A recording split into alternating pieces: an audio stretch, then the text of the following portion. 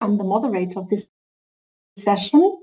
And before diving into the topic of today's webinar, I will provide you with a quick overview of this webinar series.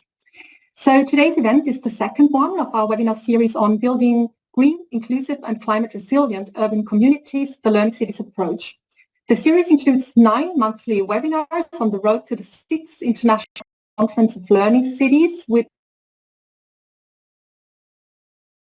will be held 3rd to the 5th of December this year.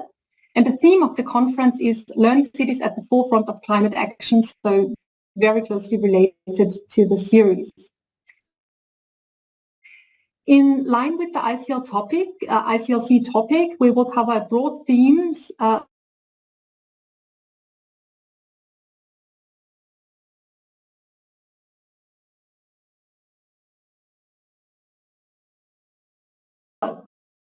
to invite you to explore all those topics on our UL website. The overarching objective of our webinar series is to bring Learning City representatives and other stakeholders working on lifelong learning and climate action together to learn from each other's experience and to support sustainable action. So today we can look forward to a very interesting set of Control Kemp, who is the director of the UNESCO Institute for Lifelong Learning, and she will give us a brief introduction to the webinar. Then we will have 3 presentations, starting with an international perspective on climate assemblies, provided by an expert from the Knowledge Network on Climate Assemblies, and this will be followed by inputs from 2 learning cities, namely the city of Bonn in Germany, and with a recorded presentation today, and an experience from the city of Querétaro in Mexico. Following the presentations, we will proceed to a discussion with questions from the audience. And before we begin, I would like to provide you some technical details. First of all, this webinar event is being recorded and will be subsequently shared on the URL Learning Hub, also on our website. If you have any comments that you would like to share during the webinar, kindly use the chat box that is available in the menu bar. And for any questions you may have for the panelists, we kindly ask you to use the Q&A box. And we will do our best to respond to as many of your questions as possible. Interpretation will be available throughout the webinar in Arabic, French, Korean, and Chinese, and hopefully also in Spanish. We are still waiting for a Spanish interpreter today, so I hope it will be available very soon. At the bottom of your Zoom screen, you can click on the interpretation button, which looks like a globe, and then choose the language that you would like to hear.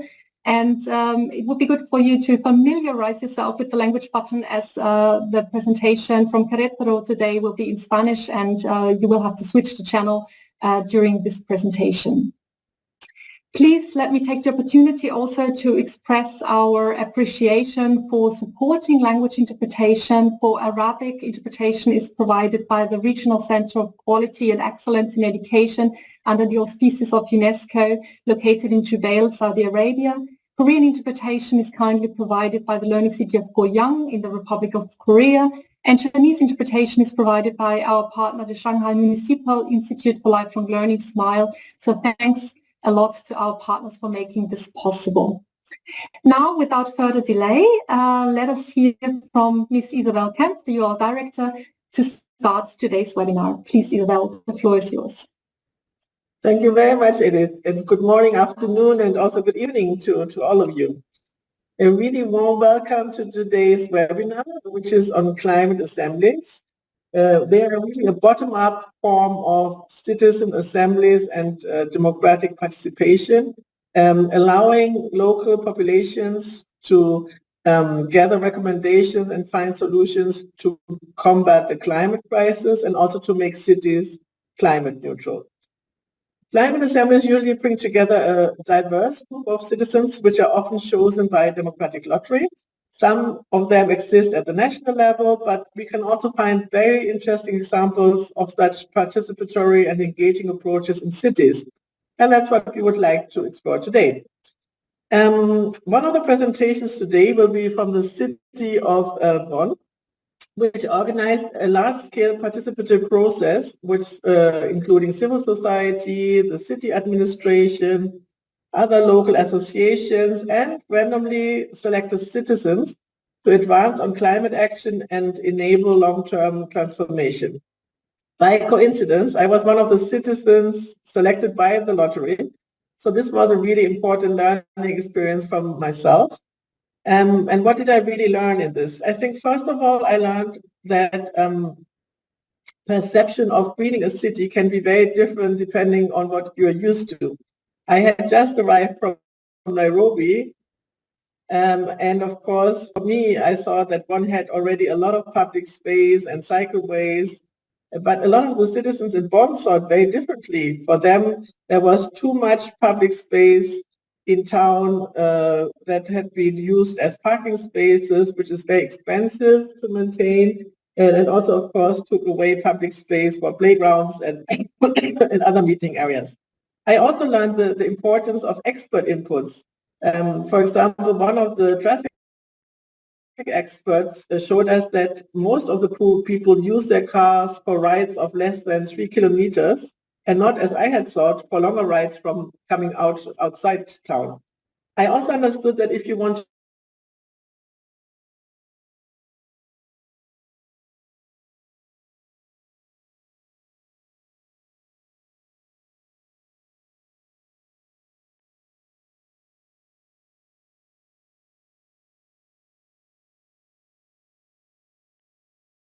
Isabel, excuse me, you're muted.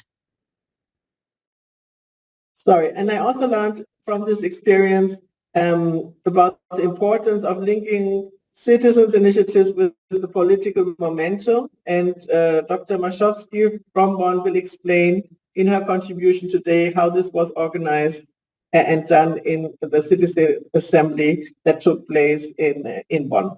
So I really look forward to learn from this and other initiatives around the world, and wish you a really interesting webinar. The floor is now back to Edith. Many, many thanks. Thank you, Isabel, for this warm welcome and introduction to the webinar, and to sharing your experience on being a participant in a climate assembly. And I would now like to pass on the floor to our first presenter today, Mr. Björn Bedstedt from the Knowledge Network of Climate Assemblies, NYOCA. And he will provide us with an introduction to climate assemblies. So what are they? How do they work? And what is their particular value? So Björn, the floor is yours. You have 8 minutes. Thank you.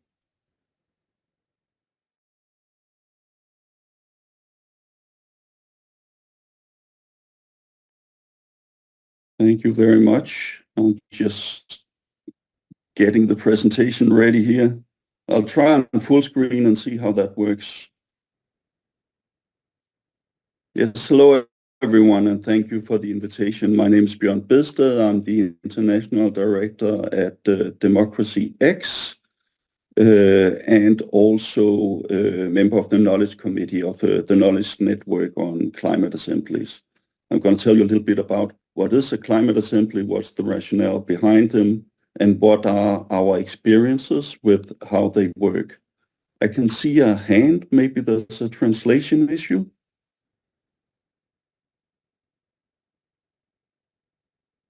No? Oh, it disappeared. I think you can continue. Okay.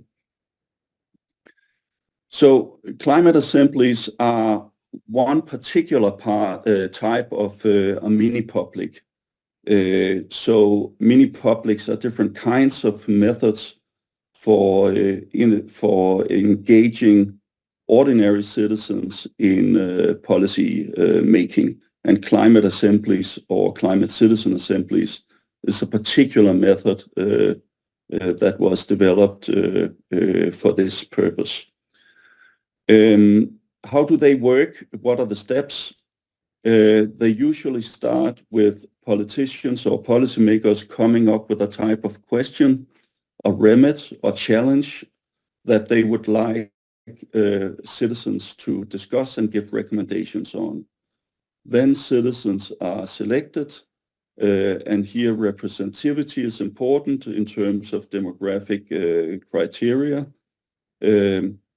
Typically 100 for national assemblies, which NOCA has had its main focus on, but sometimes less for local and subnational climate assemblies. They're characterized by giving information to citizens either during the actual assembly or and sometimes also before. They typically last 3 weekends, sometimes even more. The French National Assembly lasted for 7 weekends at least. It's a complex process where citizens come together in plenaries and group works, knowledge panels, panel presentations, Q&A sessions, and so on. And what comes out in the end is a list of recommendations, mostly to politicians. And the hope is that they will result in both public and political debate and action. These are just some examples of some of the national assemblies NOCA has looked into. And here is a bigger list, a map of climate assemblies that we are aware of across Europe.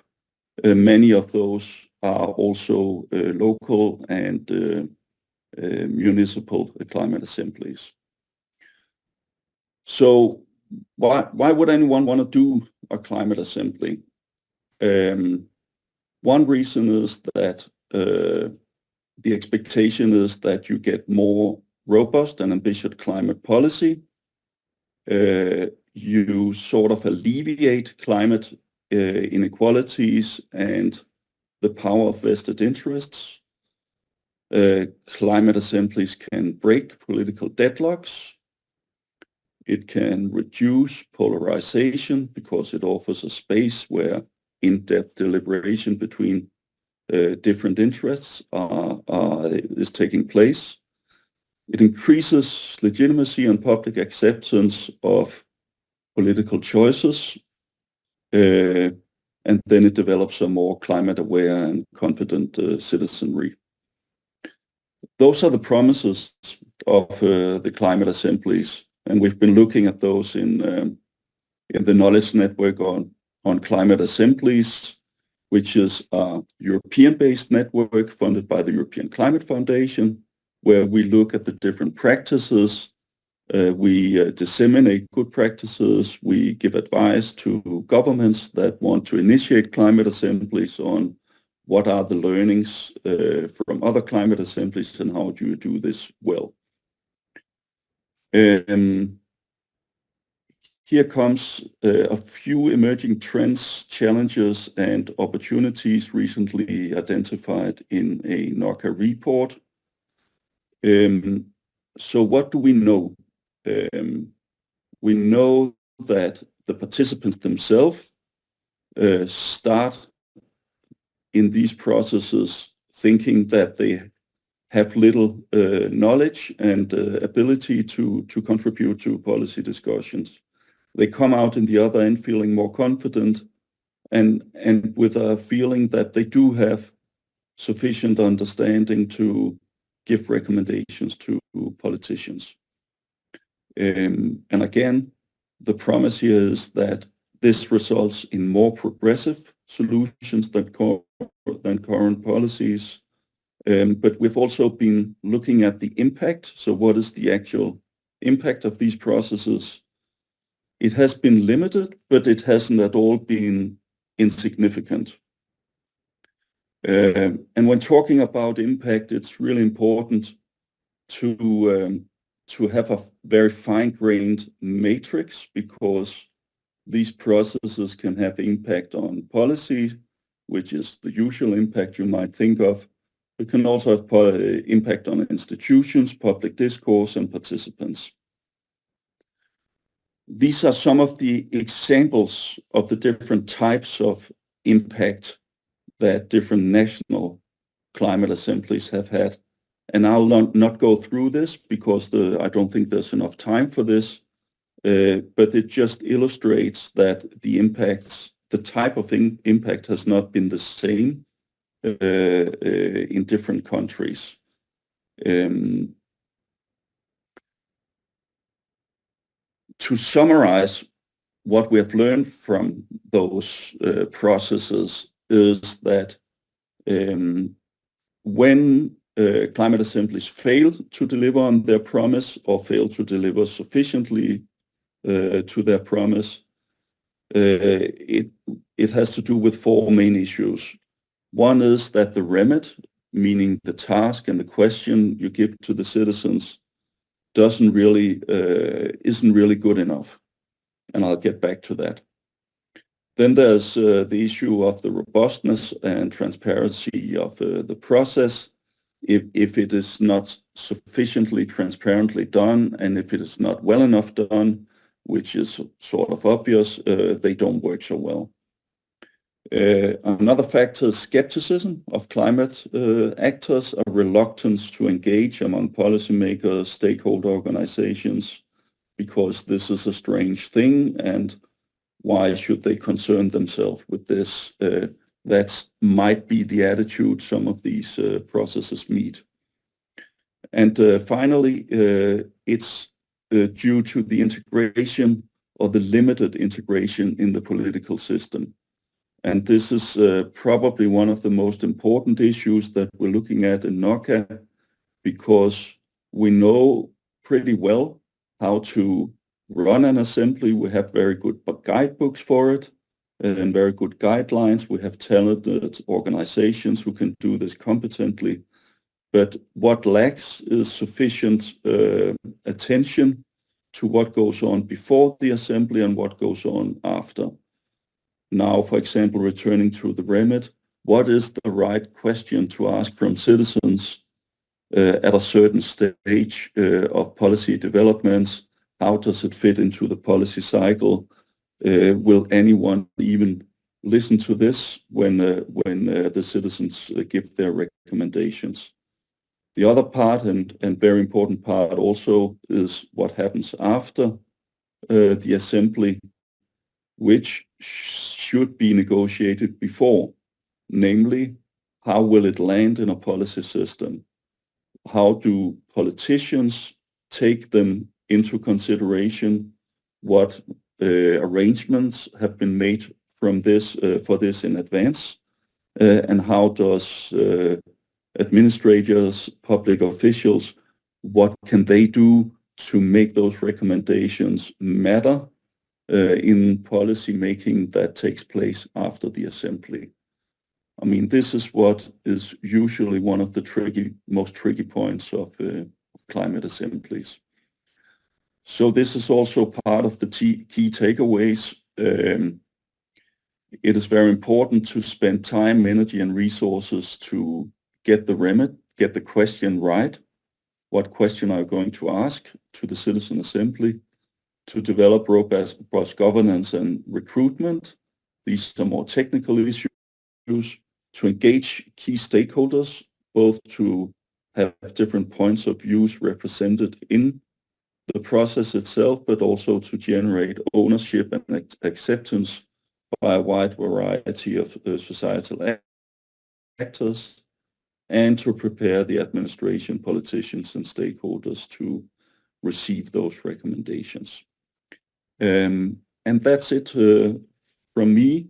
Here's a link to the website where you can join up as a member, and there are learning calls, regular learning calls. But at the website, there's a whole range of different guidance documents on how to make climate assemblies, how it has been done in other countries, and diving into technical issues like recruitment and landing in a policy system, how to curate knowledge, issues like that.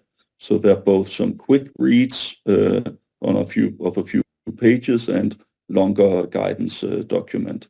And you can always get in touch with us to have more tailored information and guidance. Thank you. Thank you so much, Björn, for sharing such clear and informative presentation, which I think provides us with an excellent foundation for the practical examples that we will start to hear now. And to start with, we will have a presentation by Ms. Gesa Moszkowski, who is the initiator and project lead of Bonn for Future, the Bonn for Future process. And she will provide us with a detailed account of developing and organizing such participatory process in the city of Bonn. This will be a recorded presentation as she was not available to be with us today, but I think it provides a very good practical example following on what we have learned now about the development and implementation of climate assemblies. So we will start the video now. I would like to share a little bit of practice, how to engage lots of different stakeholders and how to create this movement and this momentum for change. The title of my presentation is Bonn for Future, Be for the Climate. It only works together, and how to start the great co-creation. Next slide, please. So I will talk why Bonn for Future, how Bonn for Future, learnings and conclusions. Next slide, please. Bonn im Wandel is kind of the transition town initiative of Bonn. It's a part of a huge network, international network of communities who engage for change in the entire world. Our values are people care, earth care, and fair share. And if you already noticed, there's a big problem with these values bringing into life. So we started 11 years ago to bring the positive vision of a sustainable Bonn here to life. We founded the first community agriculture, the first community-based cargo bikes, the first repair cafes, and so on. So like sustainability initiatives do. And also we started to connect civil society, societal actors with events, workshops, trainings, and our platform, our sustainability platform, Bonn for Future. And we cooperate locally with the administration here and also research institutes nationally, and we are a member of the International Transition Network. So that's us. Next slide, please. The first thing we did when we heard about this wonderful decision, the majority of the Bonn Council took to become climate neutral 2035.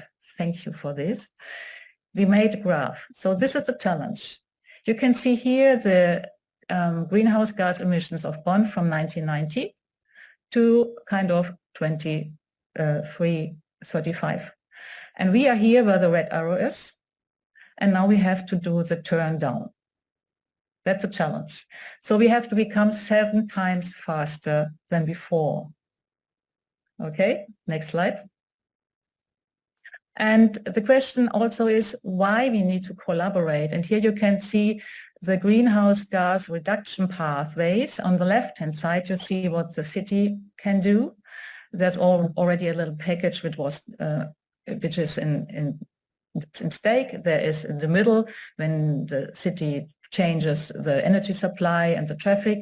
And the green line on the right-hand side, the broad river kind of, is this the reduction, the greenhouse gas reduction pathway for the entire urban society. So everybody, the enterprises, the organization, and so on. So it's only possible if we collaborate. Next slide. So what did we do? We were very, very grateful for this strong political decisions, and we started in March 2020 a citizen petition for a participation process, Bonn for Future. And you can see some of the organizations who supported this. Meanwhile, we have more than 80 organizations in Bonn supporting this process, mainly by practical support. In June 2020, we designed Bonn for Future, the entire Bonn for Future process with support of other experts and the city administration. This is already very not usual that civil society and administration works together. And in September 2020, the City Council decided by a large majority again to support this Bonn for Future process and to cooperate. So we were cooperation partners. Next slide. What did we do? So we started, as we have to start when we want to change, with a vision.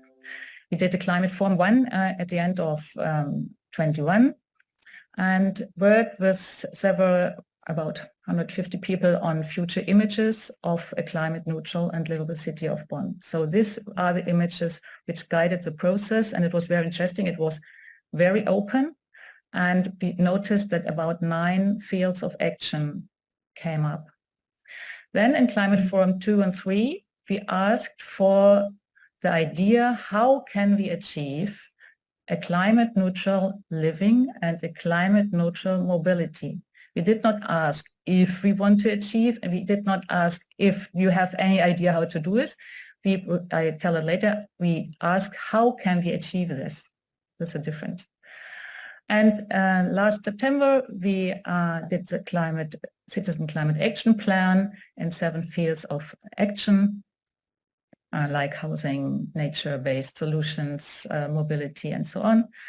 And all these plans went up to the administrations. You see the, the administration nearly working. And we both put together the climate plan from the expert consortium and the visions and recommendations from the civil society. And this went into the city council, and they decided really to bring both together and to check every recommendation if it's possible to implement it. So that was the process. Who was involved? Over 200 randomly drawn citizens like Isabel. Societal actors, experts from administration. I am very grateful for this, because if you involve experts from city administration, the process becomes much better. They have lots of knowledge. Our team, of course, we built a governance team between Bonn and Wandel and the city administration, meeting every 2 weeks to fix. We have speakers, facilitators, scientists, of course, and Bonn for Future Advisory Board, and the support organizations, and many, many helpers. Okay, I have to ignore this. Next slide, please. So, the most important result in 1 sentence. If, so it's an if function, yeah, if. If you explain in a friendly and clear way the challenges of the climate crisis and point out which goals we have to achieve, this must be very, very clear, according to the current state of science. And if you then create an appreciative atmosphere for the co-creation of solutions, I can tell you people are happy to work on this. Most citizens are ready to be involved and want things to move faster. This was a very interesting learning. Next slide, please. And I would like to demonstrate what does it mean, explain very understandable what we have to learn and to do. So these are 2 of our experts. Here, the left one is here from the Bonn Energy Agency. And they made very, very clear, they tied it up with illusions that hydrogen is no solution. Hydrogen will be bought away from the industry and the heavy load traffic. So no chance to use it for heating. And that applies also to wood in the future. So insulation is the only possibility to save us from the energy poverty here in Germany. So this is, I think, when we start to explain what we have to do, we have to be very explicit. And the other expert said we need to use 40% less heat. Only then will renewables be enough for everyone. So it's also a question of social justice to reduce your heat demand. So next slide, please. What does it mean? We started to draw the problem and the solution. So you can see on the left-hand side different possibilities to get renewable heat in your house. So, for example, with wood pellets or heat pumps or heating grids. But on the left-hand side, you see a house which is not insulated. and how much resources it needs. And on the right-hand side, you can see the difference when the house is insulated, or even when there are more people in the house. So this reduces your energy demand as well per person. So this is a very brief example. What does it mean really to explain what's necessary, what's the goal, and what we have to do on a very practical manner? And I feel there's lacking a lot of information in this space. People were happy to hear this and really to work with it. Next slide, please. So I come to the results and recommendation of the people, and we did content analysis of all recommendations and found out there are 5 game changers. One game changer one is surprise communication. And if we talk about communication, people really said most people have no idea what climate crisis or even climate neutrality means for their everyday life. And they recommended really learning through experience. What does the crisis or climate neutrality mean for me in my neighborhood, in my institution, in my enterprise? That's not clear still. They recommended first, it was there was a lot of pressure there, change mindset first.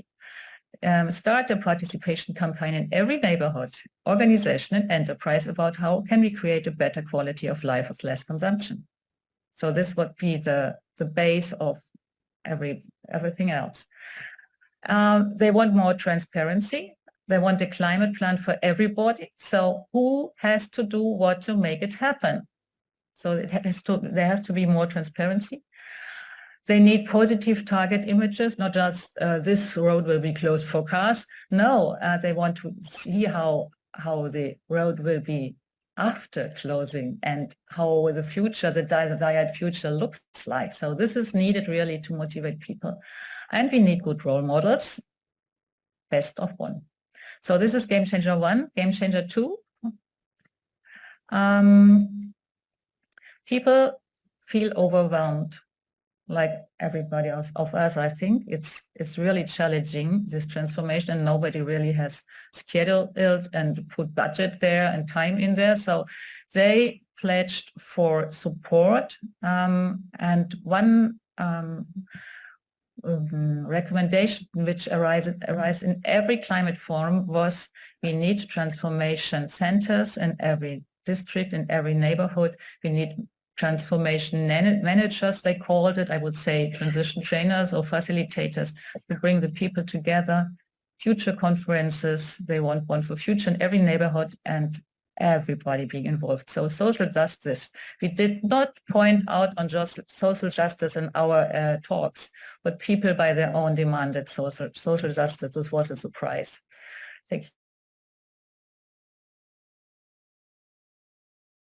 you. And I'm nearly the last slide, I think, 4 last slide. Next, please. So what can we do at the very bottom-up movement? So I think transformation is a societal learning process.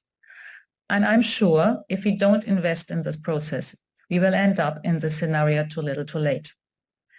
It's really about people. It's not about climate. It's also about climate, but people first. And we have to learn collaboration and action. And that's why I mean Germany as well is a developing country. We need more empathy, more collaboration, more solidarity, and this do we have to learn.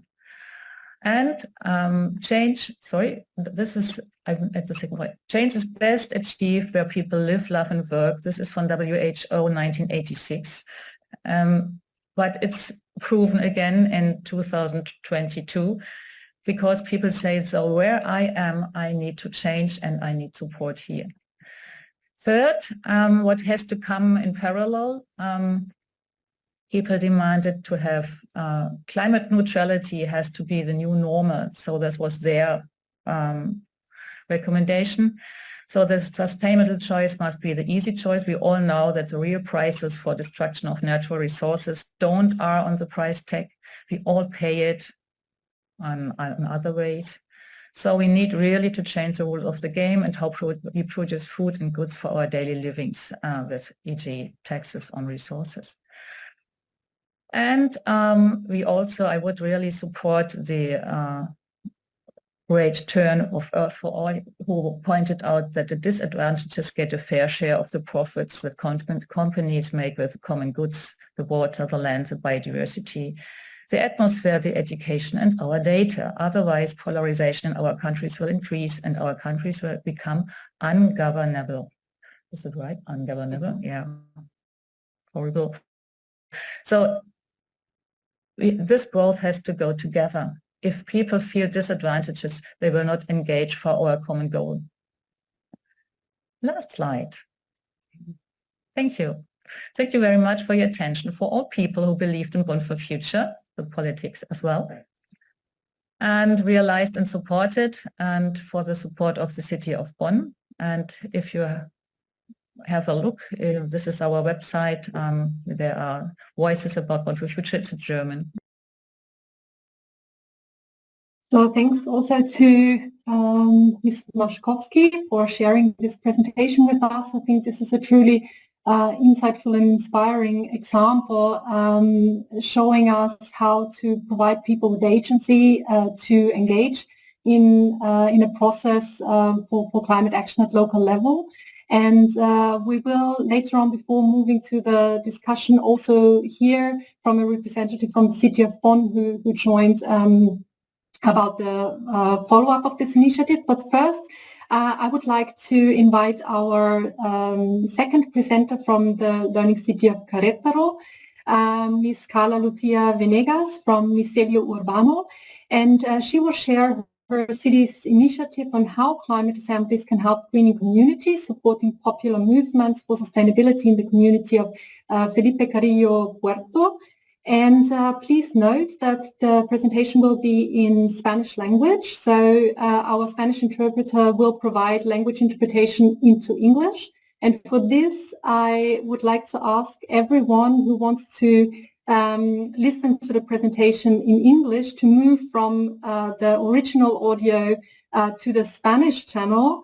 So in the Spanish channel, you will have the English interpretation for this presentation. And please, once Carla's presentation is finished, you will have to move back to where you were before. And all Spanish-speaking followers, attendees in our webinar, will be able to follow the presentation of Carla in the original audio channel. So with that, I give over the floor to you, Carla. You have 8 minutes, and we look forward to hear what is happening in Querétaro. Hola, ¿qué tal? Muchas gracias. Pues, como bien mencionan, yo me encuentro en Micelio Urbano, una comunidad de aprendizaje conformada por un grupo multidisciplinario que busca recuperar los saberes tradicionales y el conocimiento científico en pro de la naturaleza. Desde 2019 participamos activamente en Carrillo Puerto Querétaro, en lo que es la Casa de la Vinculación Social, Espacio Alternativo. En este seminario sobre cómo las asambleas ciudadanas para el clima pueden contribuir a que las comunidades sean más ecológicas, me gustaría compartirles un poco del trabajo que se viene realizando en este espacio, específicamente sobre Amili, Tierra Feliz y Florida.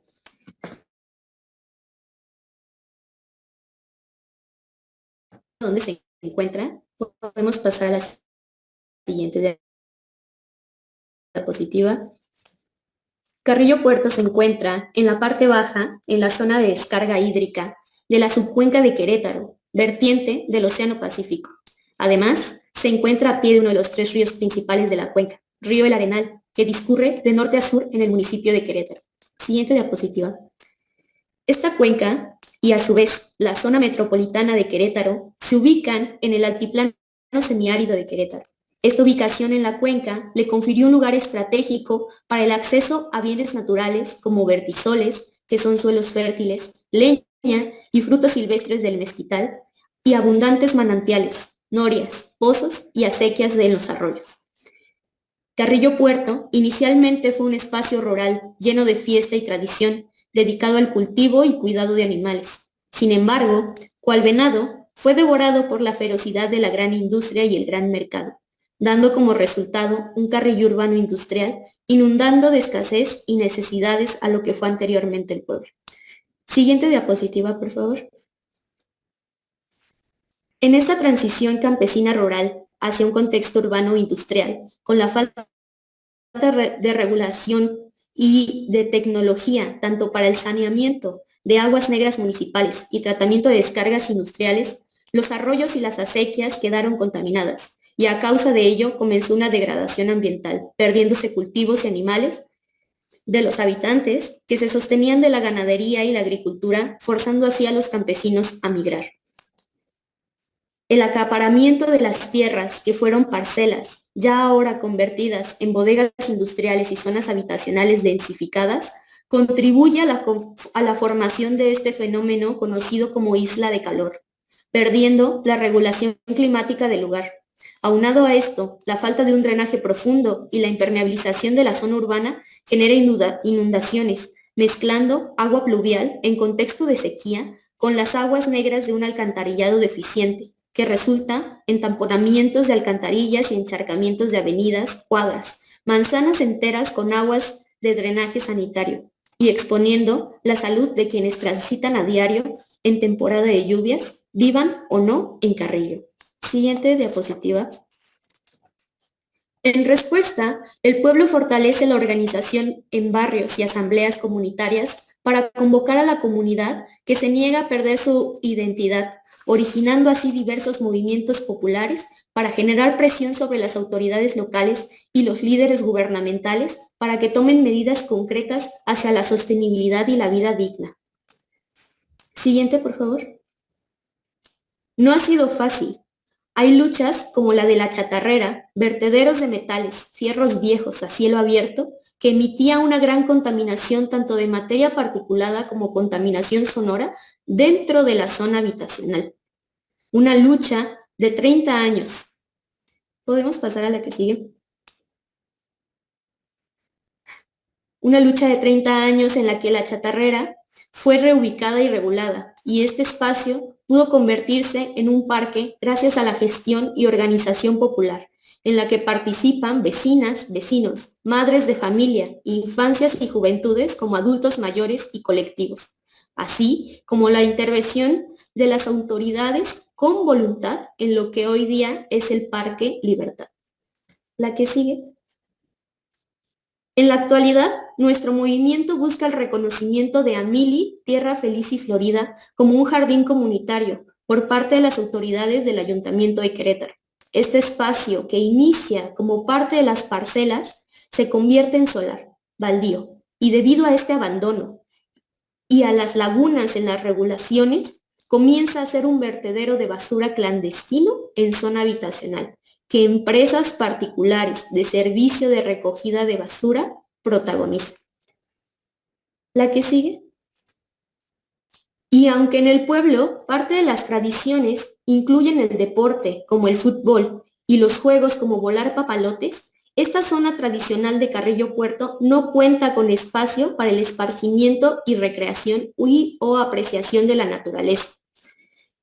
En esta necesidad e iniciativa que nace desde las infancias por tener un lugar donde jugar, se suma la comunidad e interviene con el apoyo de la Asamblea General del Pueblo, la Casa de la Vinculación Social, la Universidad Autónoma de Querétaro, como diversos grupos y colectivos, tal es el caso de Micelio Urbano, así como el Consejo de Ciudades del Aprendizaje de Querétaro, y lo que hoy se reconoce como el Comité de Cuidado y Protección de Amil, para lograr convertir un basurero en un lugar de disfrute, donde se comparten actividades, juegos, talleres, así como programas de formación, capacitación para promotores ambientales. La que sigue. Sumando ya más de 100 faenas, 27 camiones de trascabo para la limpieza del hogar, múltiples gestiones con la universidad y el Ayuntamiento de Querétaro, así como forestaciones, reforestaciones, un tinaco de ferrocemento construido por la comunidad con apoyo de la universidad para la captación de agua de lluvia, así como con la medición topográfica y construcción del plano del lugar, además de diversos juegos elaborados con materiales de reciclaje y a través de donaciones, al igual que un huerto urbano medicinal comunitario y diversos murales y encuentros de convivencia. La que sigue. Como bien podemos observar, las asambleas ciudadanas En las asambleas ciudadanas existe el potencial de crear vinculaciones sociales al compartir experiencias y construir saberes hacia acciones concretas que fortalezcan el compromiso ambiental de las personas involucradas. Puede ser un espacio de divulgación y de análisis de información sobre los efectos, cambios e intereses. Son procesos en los que la toma de decisiones es colectiva, donde hay una ecología que se refleja en los medios de comunicación dentro del colectivo.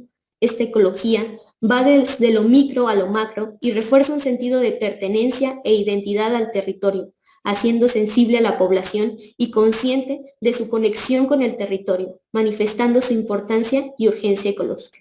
La que sigue. Las asambleas ciudadanas para el clima pueden contribuir significativamente a hacer que las comunidades sean más ecológicas de varias maneras.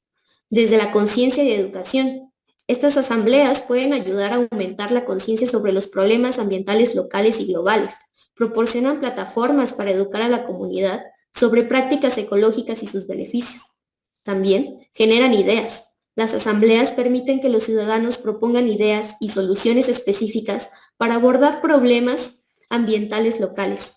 Esto puede incluir iniciativas para reducir residuos, promover energías renovables o mejorar el transporte público, o como en este caso, generar puntos de encuentro y bienestar con la naturaleza.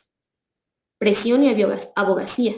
Las asambleas pueden generar presión sobre autoridades locales y los líderes gubernamentales para que tomen medidas concretas hacia la sostenibilidad y la mitigación del cambio climático.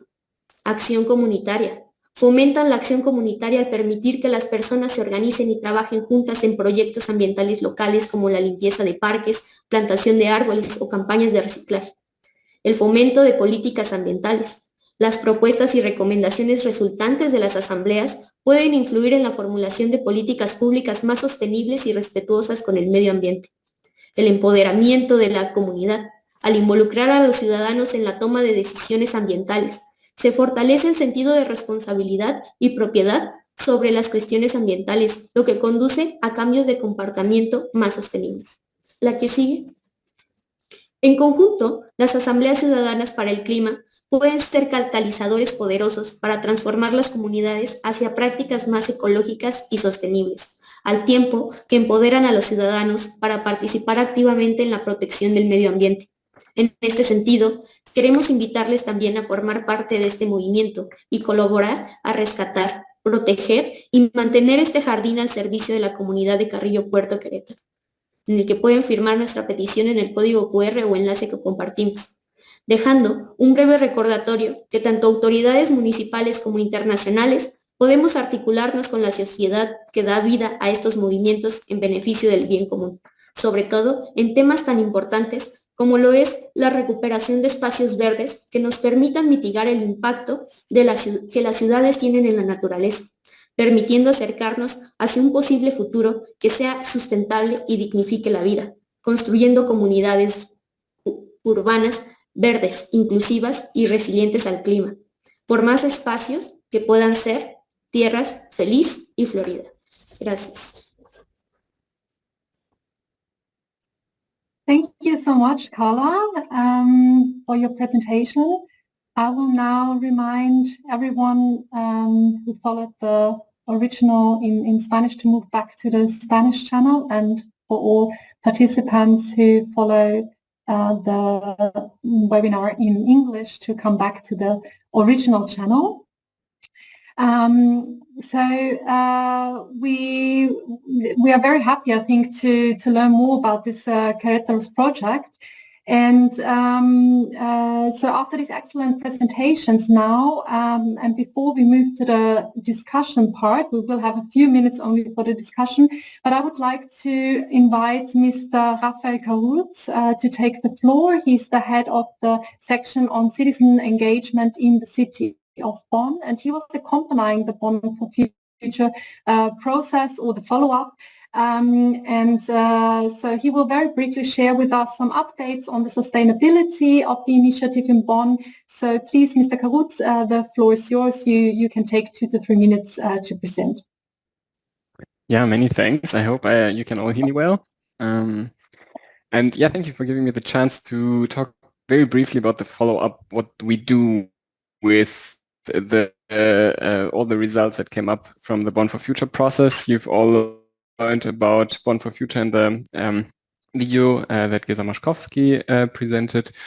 And I cannot talk much about that process because I was not involved there, but now I can talk about what we do with the results. And the city of Bonn did take up the suggestions and the results in general of the Bond for Future process in their very, I would say, ambitious climate neutrality plan that Bonn follows, climate neutrality until 2035. And what we are currently working on is, I mean, obviously climate neutrality cannot be done by the municipality alone. We have around 60% of Bonn's emissions that lie beyond the direct influence of the city administration. So the question remains, how can we really engage the participants of Bond for Future and all residents of Bonn in this huge task of climate neutrality, but also urban resilience. And this needs a major urban transformation, socio-ecological transformation. And one of our major approaches there is, I would say, a decentralization. So we want to go more into the neighborhoods and do a bit less of the participatory formats on the entire city scale. And this is what we call climate neighborhoods. We start with 4 climate neighborhoods in which the urban activities concentrate for climate neutrality, for climate resilience. And each of those neighborhoods, for example, will have like a co-production center. This is how I translated it into English. I don't know if this is a proper term. And in this co-production center, people come together and co-create basically their approaches to a livable, sustainable Bonn or their personal neighborhood. And what we think is that it's much more concrete when you go like in this decentral like into the neighborhoods and more close to where people actually live, where they spend their time, and it's less abstract than on a city scale. And so this is a major endeavor that we're currently following. It's still under development, I would say. We want to start this year, and we are still also in political discussions about it, how exactly this can form. But I just invite everybody to follow up on this idea. This is a long-term plan. We want to do this until 2035, those climate neighborhoods. And I would be really keen also now in the discussion to hear if other cities do the same, or if there is interest in exchange also in terms of best practice. Maybe we are very eager to learn also from your experience. Thank you. Yes, thank you so much, Raphael Karutz, for making time in your busy agenda today to provide this input, which I find extremely relevant because it shows us how such participatory formats and can be translated into longer-term impact and can be continued to ensure that the collective wisdom that is brought together through climate assemblies or similar formats can really have a lasting impact. I saw that we had some questions in the Q&A box. Some of them have already been answered. If there are some more questions, I can't see in the chat. I would have one question, and I think we won't have much more time today. But I would have one question, maybe for either of you. We have a lot of Learning City members in the webinar today, focal points, possibly mayors, and is there one suggestion that you could give on how to start this process if someone is inspired today to engage in such a process of citizen participation for climate action? What would you recommend as a first step to take? I don't know, Raphael, if you want to make a suggestion on that, or also Björn, very briefly. I can briefly start. In Bonn, it was clearly the citizen engagement that started it. So there were very active initiatives that pushed for climate neutrality in Bonn, and the politics and administration took up that initiative and created that also now climate neutrality plan out of it. But the initial push came definitely from the citizens, which is remarkable, I think, and very important. Definitely. I don't know, Björn, do you want to? Yeah. Yeah, I mean, the first question one should ask oneself is, do you really want to make a climate assembly? Because there are other methods, and are you ready to integrate it properly in a decision-making process? Because if you're not, don't do it. I mean, the second advice is to contact us as NOCA, because I mean, this is funded by the European Climate Foundation, so me and my colleagues, we are there to give free advice. And one of the first questions we will ask is, do you really want to make a climate assembly?